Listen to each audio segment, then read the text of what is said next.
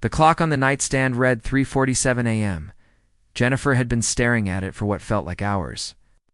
Watching the numbers change while her mind raced with thoughts she couldn't control.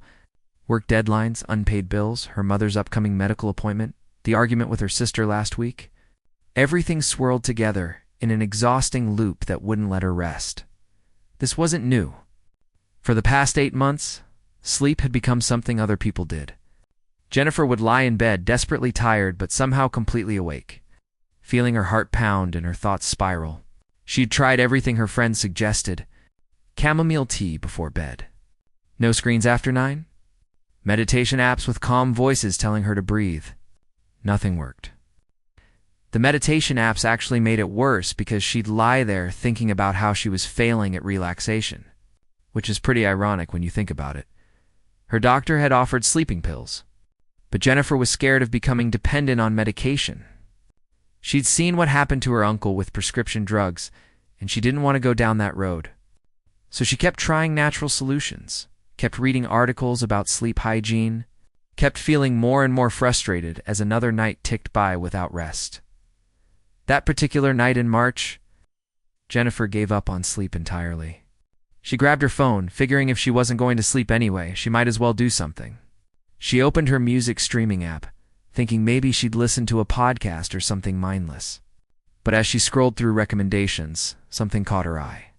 A playlist called Batch to Sleep. She almost laughed. Classical music? Really? That seemed like something her grandmother would listen to, not a 34-year-old woman who usually preferred indie rock. But at this point, with exhaustion making her bones ache and another workday looming in a few hours, she was willing to try anything. She tapped the playlist and set her phone face down on the nightstand.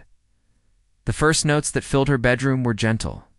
Piano keys, flowing in a pattern that felt almost like water. Not the dramatic, intense classical music she remembered from movie soundtracks, but something softer, quieter. The melody moved in waves, predictable but not boring. Like watching ripples spread across a pond, Jennifer closed her eyes, not really expecting anything. But something strange started happening. The music created a kind of buffer between her and her racing thoughts. It was like the notes gave her brain something else to follow, a path that didn't lead to worry and stress. Her shoulders, which had been hunched up near her ears for months, began to drop. Her jaw clenched so tight it had been giving her headaches. Started to relax. She focused on following the music, tracing the patterns of notes as they repeated and evolved. There was something mathematical about it, something orderly. In her chaotic, overwhelming life, this music felt like finding a straight line in a scribbled mess. It didn't demand anything from her. It didn't need her to solve it or fix it or respond to it. It just existed, flowing gently through the dark room. The next thing Jennifer knew, pale morning light was filtering through her curtains. She opened her eyes, disoriented. The music had stopped playing at some point. She grabbed her phone and checked the time. 7:15. She'd slept. Actually slept. For the first time in what felt like forever, she'd fallen asleep without lying awake for hours, and she'd stayed asleep through the night. Jennifer sat up slowly, almost afraid to move too fast in case she'd imagined it. But no, she felt different. Not completely rested, but better than she had in months. Her body felt heavier in a good way, like it had actually relaxed during the night, instead of staying tense and alert. Her mind felt clearer, less foggy. That day at work, people noticed. Her colleague Amy asked if she'd done something different with her hair. She hadn't, but she realized she must look different somehow. More present, maybe, less like she was running on fumes. Even her boss commented that she seemed more focused during their morning meeting. Jennifer didn't tell them about the music. It felt too personal, too fragile. Like if she talked about it, the magic might disappear. But that night, she did it again. She found the same playlist and pressed play before turning off her lights. The same gentle piano greeted her, and again, she felt that sense of her mind settling. This time, she noticed more details in the music. The way certain phrases repeated, but with tiny variations. How the left hand and right hand on the piano seemed to have a conversation with each other. She fell asleep somewhere in the middle of the third piece. By the end of the first week, sleeping with classical music had become her routine. She started looking forward to it, actually excited to get into bed. The music created a boundary between her day and her night, a signal to her brain that it was time to let go of everything that had happened and everything that needed to happen tomorrow. Jennifer began to get curious about what she was listening to. She looked up the playlist and discovered it was something called the Goldberg Variations by Johann Sebastian Bach. She'd heard of Bach, of course, but she'd never really listened to his music before. She read that he'd composed these variations hundreds of years ago. In the 1700s, the idea that music from so long ago could help her inner modern life felt almost magical. She started wondering if other classical music might have the same effect. Her streaming app suggested more playlists. Chopin for relaxation, WC for calm, Mozart for focus. She tried different ones during the day while working, testing whether they'd help with her stress levels. Some worked better than others. She noticed that pieces with a steady, slow tempo helped the most. Music without too many sudden changes or dramatic moments. Her friend, Rachel, came over for dinner one evening and noticed the change immediately. Jennifer looked healthier, Rachel said. Less stressed. When Rachel asked what was different, Jennifer finally told someone. She explained about the sleepless nights, the discovery of the Bach playlist, how classical music had somehow given her the rest she desperately needed. Rachel was skeptical. She'd always been into science, liked things explained and proven. But Jennifer could see the interest in her eyes, too. Rachel had her own stress, her own struggles with anxiety. Before Rachel left that night, Jennifer sent her the playlist. Just try it once, she said. What have you got to lose? A week later, Rachel texted her. 3 words. It actually works. That's when Jennifer realized this might be bigger than just her own insomnia. If classical music could help her sleep, could help her friend, maybe there was something real here, something that could help others who were struggling the way she had been. She started keeping notes about which pieces helped her the most and when, which music calmed her anxiety before a big presentation, which composers helped her focus when she needed to concentrate, which melodies eased the tight feeling in her chest when she got bad news. She wasn't a scientist or a music expert. She was just someone who'd been desperate for relief and stumbled onto something unexpected. But she wanted to understand why it worked. Why could music written centuries ago by composers had never known about streaming services or anxiety disorders or modern stress somehow reach across time and offer healing? Jennifer started researching online late at night, the same hours she used to spend lying awake worrying. Now she was awake by choice, fascinated by what she was discovering, and the more she learned, the more amazed she became. Jennifer's curiosity led her down a fascinating rabbit hole. She'd never been the type to dive deep into research, but something about this discovery felt important. She needed to know why the music worked. Was it just her imagination? Some kind of placebo effect? Or was there actual science behind what she was experiencing? She started with simple searches. Why does classical music help you relax? The results surprised her. There were actual scientific studies about this. Real researchers at major universities had been investigating the connection between classical music and the human brain for decades. This wasn't just some wellness trend or new age theory. There was legitimate science backing up what she'd stumbled onto at 3 a.m. One study from a university in England caught her attention. Researchers had taken a group of people with high stress levels and had them listen to different types of music while measuring their heart rate and blood pressure. Classical music, particularly pieces by Mozart and Bach, consistently lowered both. But here's what fascinated Jennifer. It wasn't just any classical music. Fast-paced, dramatic pieces didn't have the same effect. It was the slower, more structured compositions that made the difference. The study talked about something called beats per minute. Most relaxing classical pieces have around 60 beats per minute, which happens to match a resting heart rate. When people listened to this music, their hearts would actually synchronize with the tempo. It was like the music gave the heart permission to slow down, to stop racing. Jennifer tested this herself. She put her fingers on her wrists to feel her pulse while listening to a Chopin nocturne. At first, her heart was beating fast, the way it usually did after a stressful day. But as she listened, following the gentle melody, she felt her pulse gradually slow down. The music wasn't just calming her mind, it was literally changing what was happening in her body. She found another study from a hospital in California where they'd played classical music for surgery. Patients before their operations, the patients who listened to Mozart and Vivaldi, needed less anti-anxiety medication than those who didn't. Ow. Their bodies were physically calmer, their blood pressure more stable. Some patients even said they felt less pain. Music was working like medicine.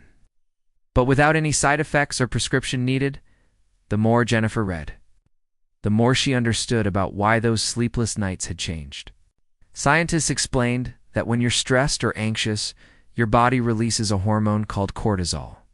It's the same hormone that would have helped our ancestors run from danger thousands of years ago.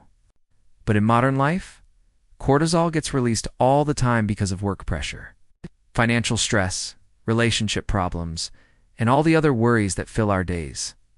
Too much cortisol is exhausting. It keeps you alert when you need to rest. It makes your muscles tense. It speeds up your heart rate and your breathing. It's basically your body's alarm system stuck in the on position. And that's exactly what Jennifer had been experiencing for months. Her body had been in constant alarm mode, unable to switch off.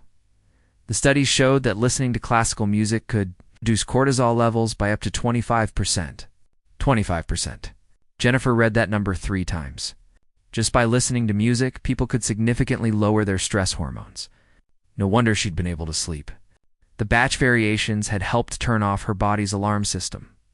But it wasn't just about cortisol. Jennifer discovered research about brainwaves, which she'd always thought sounded like science fiction. But they're real, and they matter. When you're anxious or actively thinking hard, your brain produces beta waves. When you're relaxed and calm, it shifts to alpha waves. And when you're in deep sleep, it produces delta waves. Classical music, especially pieces with those slow, steady tempos, encourage the brain to shift from beta to alpha waves. It was like the music created a bridge between the stressed, thinking state and the calm, restful state. That's why Jennifer could feel her thoughts settling when she listened. The music was literally changing her brainwave patterns.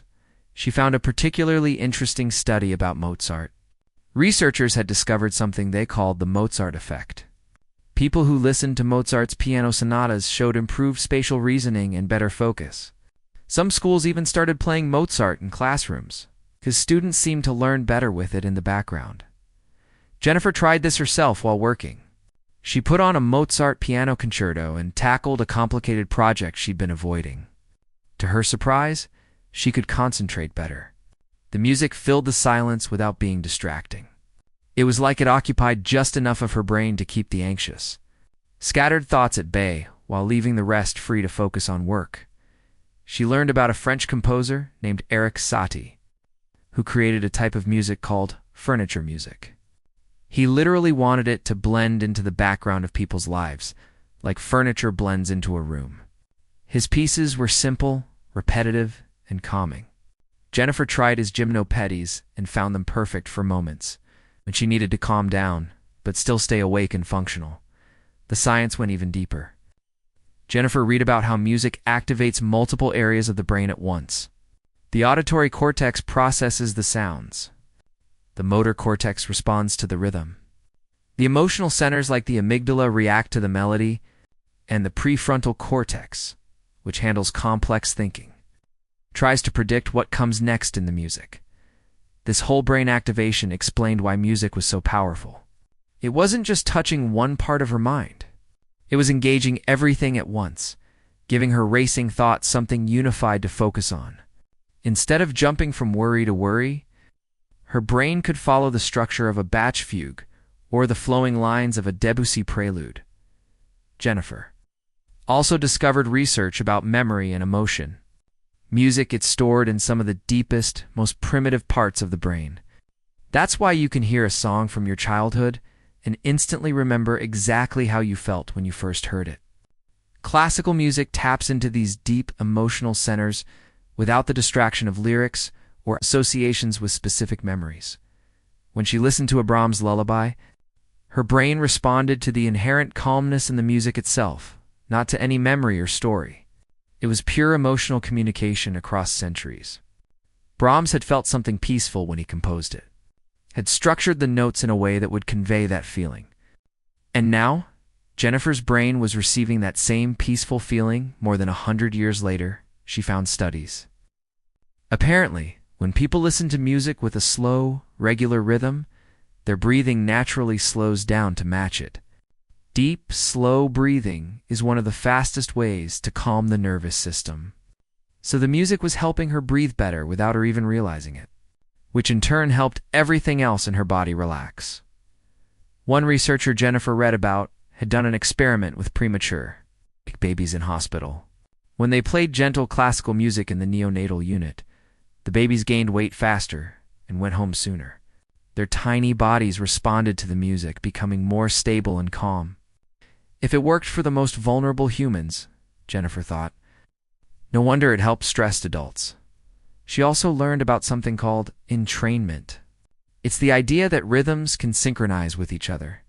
A room full of pendulum clocks will eventually swing in unison. Fireflies will start flashing in patterns together, and human bodies will match their rhythms to external rhythms they hear. That's why a whole crowd at a concert can clap in perfect time without planning it. Classical music uses entrainment to help the body find its natural, peaceful rhythm. The steady tempo acts like a guide, helping the heart, breathing, and even brain waves fall into a synchronized, calm pattern. Jennifer was essentially retuning her body every night when she listened to Bach before bed. The more she learned, the more grateful she became. This wasn't just luck or coincidence. There were real, measurable reasons why classical music helped. Scientists had proven it in labs, measured it with equipment, tested it on thousands of people. And now, Jennifer understood that the composers, even though they'd lived centuries ago and never heard of brainwaves or cortisol, had somehow intuited these principles. They'd figured out through practice and genius that certain patterns of notes, certain tempos and structures could touch something deep in the human nervous system. They'd created not just art, but tools for healing and peace. And those tools still worked hundreds of years later. For a stressed woman staring at her ceiling at 3 a.m, Jennifer realized she wanted to share this information. Not in a dry, scientific way, but in a way that would help other people, the way it had helped her. As Jennifer learned more about the science behind classical music, she became curious about something else. Who were these composers? What were their lives like? She'd been listening to their music every day, but she realized she knew almost nothing about them as actual people.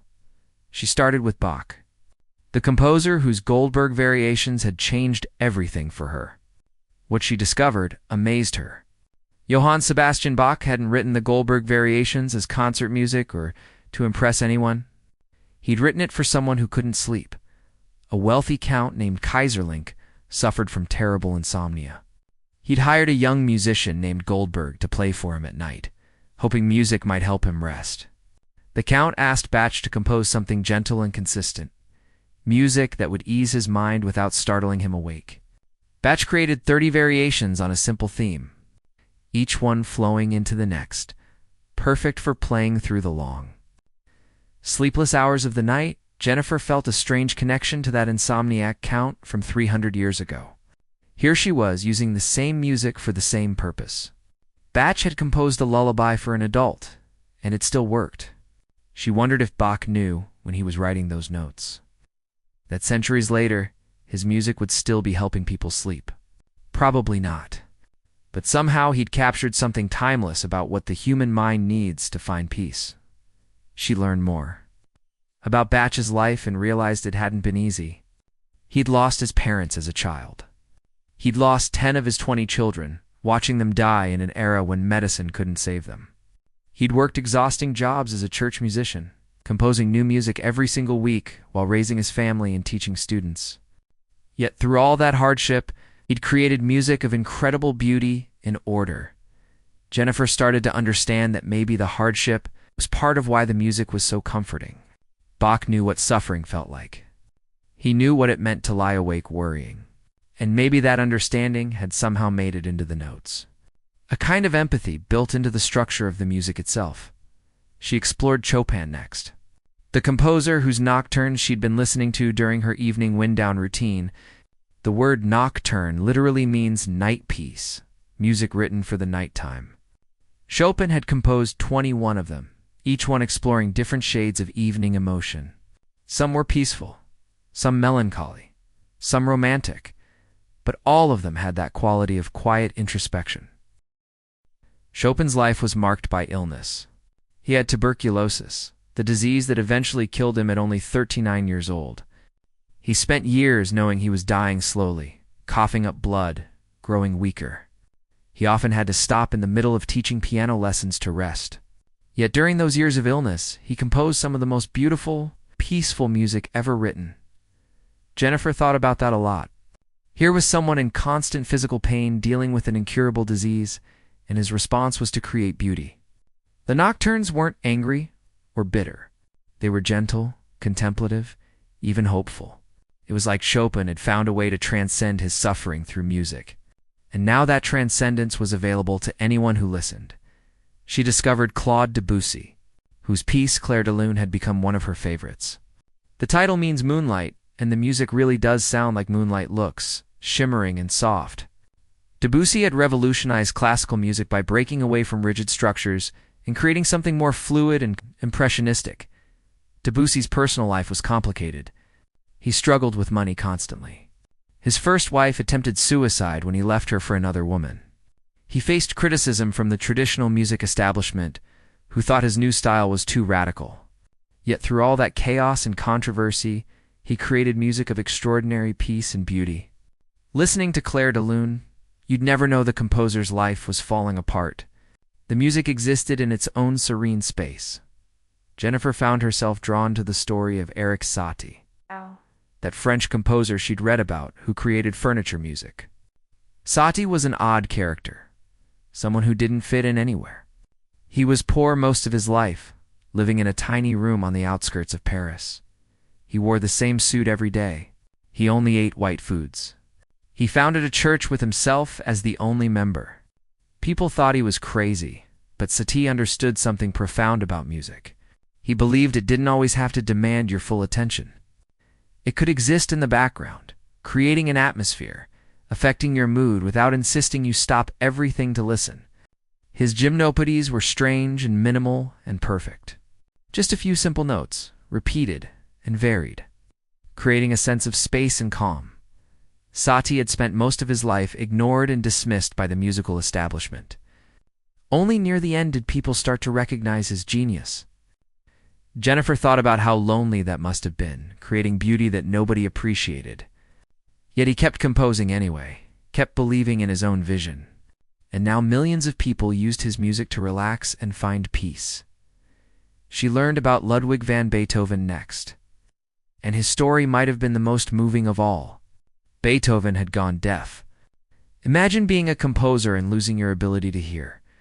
It should have ended his career, should have destroyed him. He even wrote a letter talking about wanting to end his life because of it. But instead of giving up, Beethoven composed some of his greatest works while completely deaf. He couldn't hear the music except in his mind. The famous Moonlight Sonata, which Jennifer had started playing during quiet afternoons, was written as Beethoven's hearing was failing. The gentle, flowing first movement had a quality of introspection and acceptance. As if Beethoven was coming to terms with his fate through music, Jennifer tried to imagine what that must have been like. Creating sound you couldn't hear, pouring your soul into notes you'd never get to experience with your own ears. Yet Beethoven's music was so powerful that it still moved people 200 years later. His deafness hadn't stopped him from understanding exactly what the human heart needed to hear. She discovered Antonio Vivaldi and his Four Seasons. Music so bright and life-affirming, it was hard to believe it came from a sickly priest who spent his whole life struggling with asthma. Vivaldi apparently had to stop in the middle of saying Mass sometimes because he couldn't breathe. Yet he wrote music full of energy and joy, music that made you want to move and live. George Friedrich Handel had written the water music and music for the royal fireworks. Grand pieces, commissioned by kings, but he'd also written arias of incredible tenderness and simplicity. Jennifer loved one called Ombra, My Fu, about the shade of a tree. Just a voice and a few instruments, singing about finding shelter. Handel had suffered a stroke that paralyzed his right hand. He'd recovered through sheer determination and went on to compose more masterpieces. Wolfgang Amadeus Mozart had died young and poor, buried in an unmarked grave. He'd created over 600 compositions in his 35 years of life, but spent much of that time worried about money, dealing with difficult employers, watching his children die. His wife was often ill. His father disapproved of his choices. Yet Mozart's music had an easiness and grace that made it seem like it had simply flowed out of him without effort. Jennifer started to see a pattern. Almost every composer she studied had faced serious hardship: poverty, illness, loss, rejection, physical pain. Their lives had been hard in ways that would have crushed many people. Yet instead of becoming bitter or giving up, they'd transformed their suffering into something that could help others. They hadn't written music despite their pain. In some way, they'd written it because of their pain. They knew what it felt like to need comfort, to need beauty, to need something that could lift the spirit even when life was heavy. And they'd crafted that comfort into notes and rhythms that would outlive them by centuries. Jennifer realized that when she listened to Bach, she was receiving comfort from someone who understood grief. When she listened to Chopin, she was being soothed by someone who knew what it meant to suffer physically. When she listened to Beethoven, she was hearing from someone who'd lost something precious and found a way forward anyway. The music wasn't just pretty sounds. It was the distilled wisdom of people who'd faced the darkness and found light. They'd coded their hard-won peace into melodies and harmonies, creating a kind of emotional instruction manual. Listen to this, the music seemed to say. This is what calm sounds like. This is what acceptance sounds like. This is what hope sounds like. Let me show you the way through, and the miracle was that it worked. Across centuries, across cultures, across completely different life circumstances, these composers could still reach out and offer comfort. Their personal struggles had become universal healing. Their private pain had become public medicine. Jennifer felt a deep gratitude for these people she'd never meet. These long-dead composers who'd somehow known exactly what she needed. Armed with all this knowledge about the science and the composers, Jennifer decided to take her discovery seriously. She wasn't just going to randomly listen to classical music anymore. She wanted to build a real practice, something intentional and organized. If music could affect her mood and body this powerfully, she wanted to use it strategically throughout her day. She started experimenting systematically, keeping detailed notes on her phone. Which pieces helped her wake up feeling energized? Which ones calmed her anxiety before big meetings? Which composers worked best for focused work versus creative thinking? She approached it almost like a science experiment. With herself as both researcher and subject, mornings were her first challenge. Jennifer had always been someone who hit snooze 5 times and dragged herself out of bed feeling groggy. She'd tried those alarm clocks that simulate sunrise, motivational podcasts, upbeat pop music. Nothing really helped. But now she tried classical music, specifically choosing pieces with energy and brightness. Vivaldi's Spring from the Four Seasons became her go-to morning piece. She set it as her alarm, and the difference was remarkable. Instead of a jarring beep shocking her awake, she'd surface gradually to the sound of strings imitating birdsong. The music had movement and life but wasn't harsh. It was like being gently pulled into consciousness rather than jolted.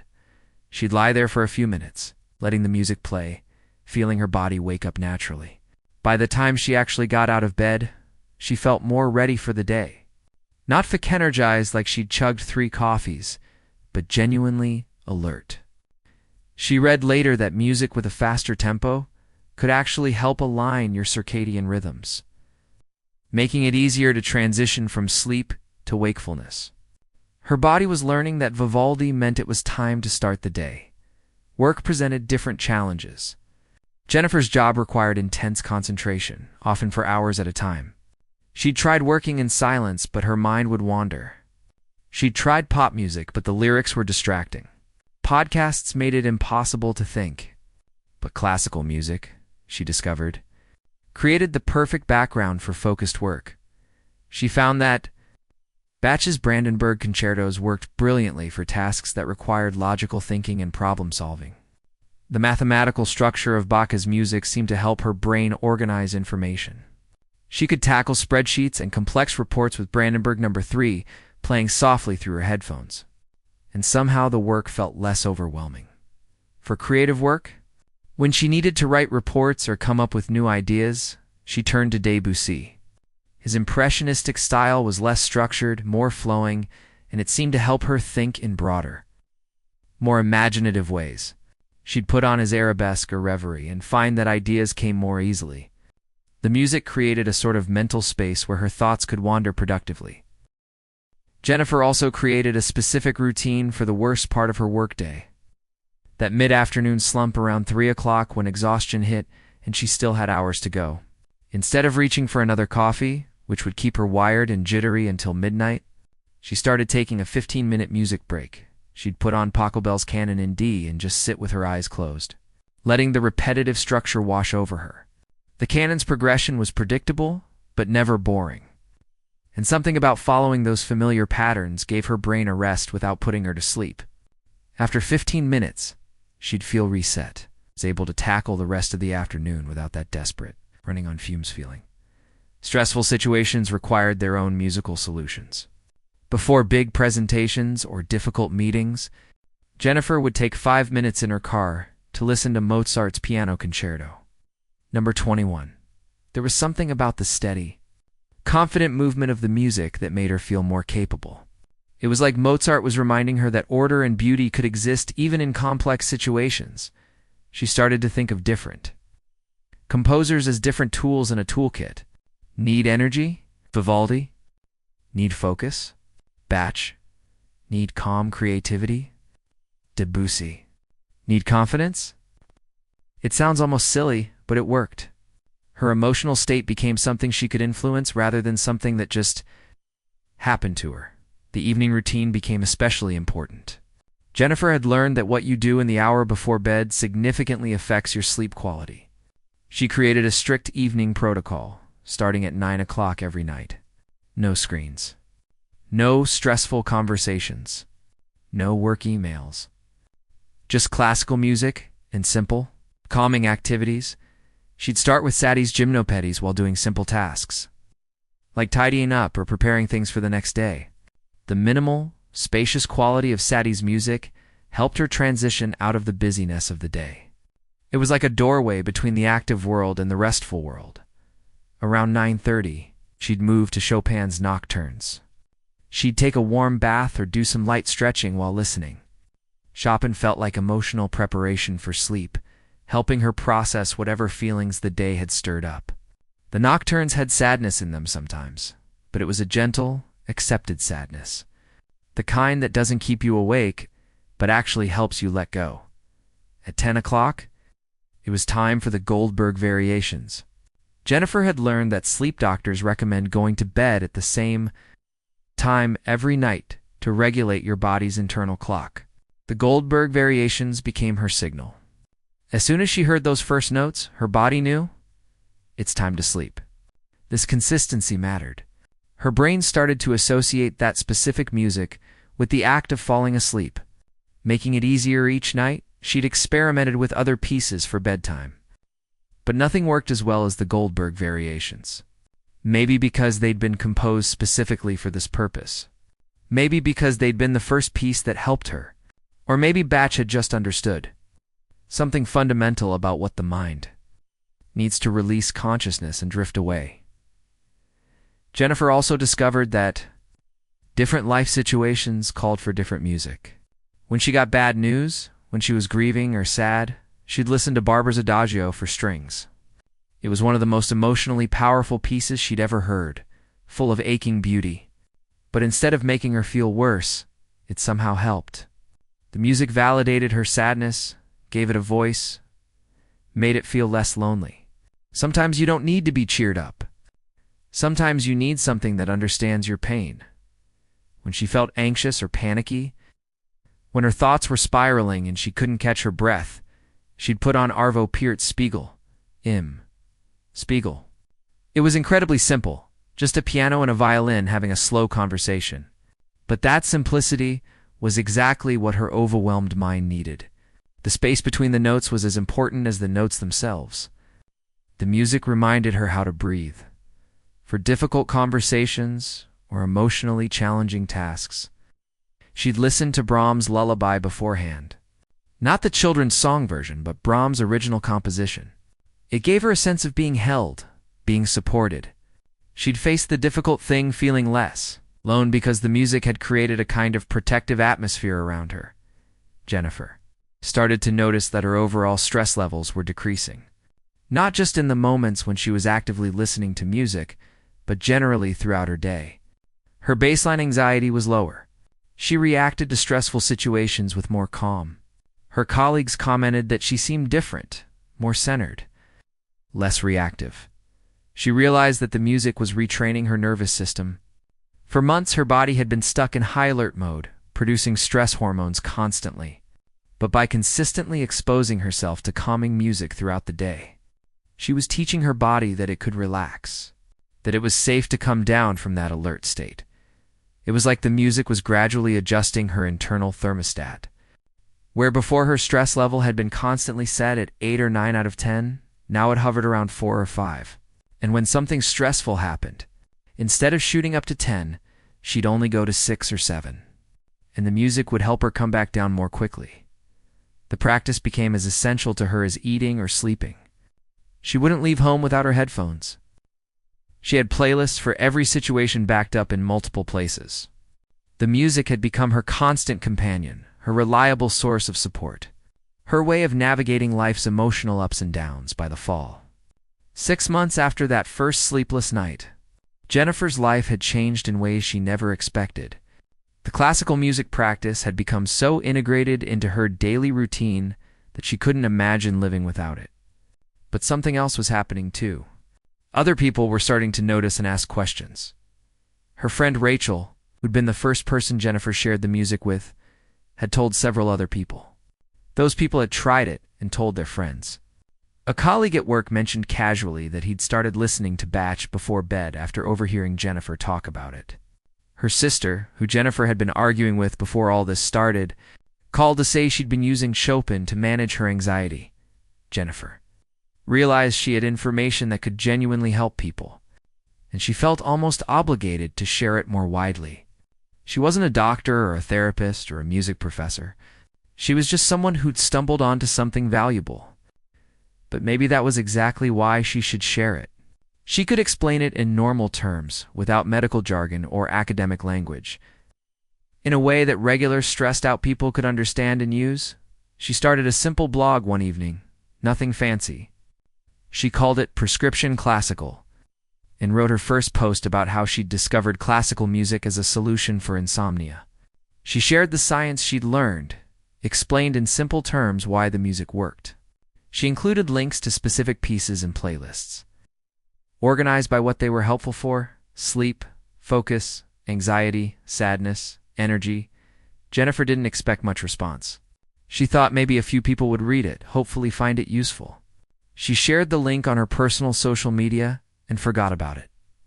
But 3 days later, she checked the blog and was shocked. Hundreds of people had read it. And they were leaving comments, eh? Veteran wrote that he'd been struggling with nightmares and insomnia for 2 years after coming home from deployment. Nothing his doctors prescribed helped. But he'd tried the Goldberg variations after reading Jennifer's post. And for the first time in months, he'd slept through the night without waking up in a panic. He wanted to know what else she'd recommend. A new mother commented that she'd been overwhelmed, exhausted, barely holding it together while caring for her infant.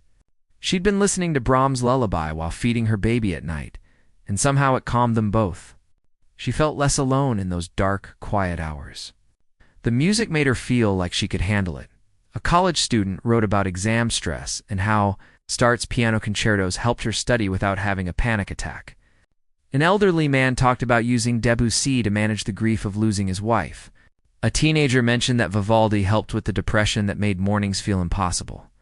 Reading these comments, Jennifer felt something shift in her chest.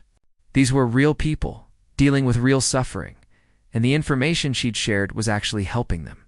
She wasn't just documenting her own experience anymore. She was part of something bigger, a kind of informal network of people, rediscovering the healing power of classical music. She started writing more posts. One about specific composers and what they were best for. Another about how to create a daily classical music routine. A detailed guide on using music for different types of stress, physical pain, emotional grief, mental anxiety, existential dread. Each type of suffering needed slightly different music, she'd discovered, and she wanted to share that knowledge. The blog kept growing. Strangers from around the world were reading it, trying the music, reporting back. Jennifer started receiving emails, sometimes dozens a day, from people sharing their stories. A woman in Australia with chronic pain who used Sadie's music during her worst days. A businessman in Germany who listened to Bach's cello suites during his commute to prevent road rage. A doctor in Canada who'd started recommending specific classical pieces to his patients, instead of just prescribing sleeping pills. One email particularly moved her. It was from a hospice nurse who'd read the blog and started playing classical music for dying patients. She said it seemed to ease their final days, gave them moments of peace and beauty in the midst of their fear and pain. The families would sit by the bedside, listening to Chopin or Beethoven, and find comfort together. The nurse thanked Jennifer for giving her this tool to help her patients die with more dignity and less distress. Jennifer saved that email. Whenever she felt tired or wondered if maintaining the blog was worth the effort, she'd reread it and remembered that this mattered. Music written 300 years ago by composers who'd faced their own mortality was now helping people face theirs. That felt profound and sacred. She started reaching out to experts, asking if they'd be willing to share information with her growing audience. A neuroscientist from a university in Boston agreed to do an interview about how music affects the brain. A music therapist explained how hospitals were incorporating classical music into patient care. A sleep specialist talked about using specific pieces as part of insomnia treatment protocols. Jennifer compiled all this information, adding her own personal insights and practical advice. The blog became a genuine resource, referenced by therapists, teachers, doctors, and regular people just trying to make it through hard times. She'd never imagined becoming any kind of authority on this subject, but here she was, accidentally building a bridge between the scientific research and the lived experience of using music for healing. A local wellness center reached out, asking if she'd be willing to teach a workshop. Jennifer was nervous. She'd never done public speaking before, but she agreed. 20 people showed up that first evening, sitting in a circle in a quiet room. She talked about her journey, played examples of different pieces, explained the science in simple terms. People asked questions, shared their own experiences, and by the end of the night, several were crying because they'd felt so validated and hopeful. She started teaching monthly workshops. They grew larger each time. People would bring their elderly parents who couldn't sleep, their teenagers struggling with anxiety, their friends going through divorces or job losses. Jennifer would create custom playlists for different needs, teaching people how to use music strategically for their specific situations. A physical therapist in the audience at one workshop asked if Jennifer would partner with him too. Create music protocols for his patients recovering from injuries. Chronic pain and the stress of rehabilitation made recovery harder, he explained. But the right music could help people stay calm during painful treatments and sleep better through the healing process. They developed a program together, testing different pieces with different types of injuries and pain. They found that Debussy worked well for people with back pain. Something about the flowing quality seemed to ease muscle tension. Bach helped with the frustration of slow recovery, the order and structure giving patients hope that their bodies could be put back together. Chopin helped with the emotional difficulty of losing physical abilities, acknowledging the grief while offering gentle comfort. The program worked so well that other therapists started asking about it. Jennifer created a free downloadable guide, breaking down which music helped with which conditions. Thousands of people downloaded it in the first month. She started getting emails from physical therapists, occupational therapists, and massage therapists across the country who were incorporating her recommendations into their practices. A hospital in Seattle contacted her. They wanted to pilot a program playing classical music in their cancer treatment center. Research showed that patients who were calmer during chemotherapy had fewer side effects and better outcomes. Would Jennifer help them design the music program? She worked with them remotely, creating playlists for different situations: waiting room anxiety, during treatment, recovery rooms, difficult news conversations. The hospital reported back after 3 months. Patient satisfaction scores had gone up significantly. People specifically mentioned the music in their feedback, saying it made the terrifying experience of cancer treatment feel more bearable. Some patients brought their own playlists Jennifer had recommended, telling their nurses that certain pieces helped them get through the treatments without having panic attacks. Jennifer thought about the composers often during all of this. Bach, Chopin, Beethoven, all of them. They'd had no idea when they were writing these pieces that centuries later, their music would be playing in hospital rooms, helping cancer patients through chemotherapy. They couldn't have imagined their nocturnes would ease new mothers through sleepless nights, or their concertos would help students focus during exams.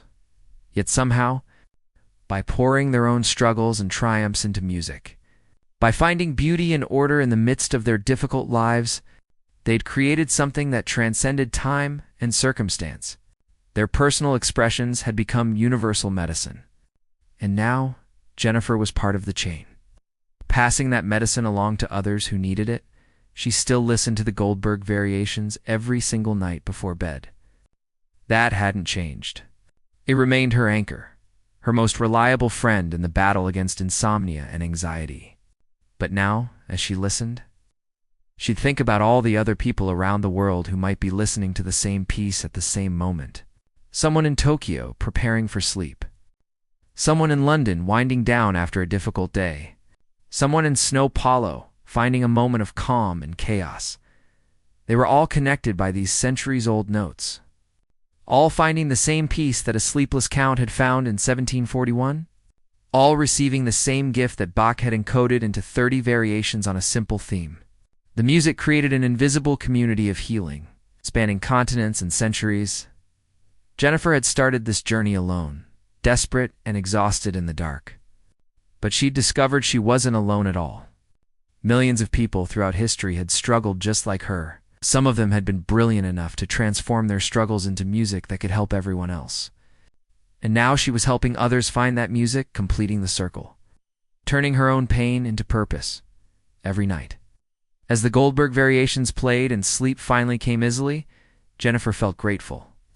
Grateful to Bach, grateful to all the composers, grateful for the science that explained why it worked, grateful for the people who trusted her enough to try the music, grateful for the long chain of healing that connected them all. The music had given her rest, and in return, she'd helped it keep reaching new people who needed it, keeping the gift alive and flowing through time.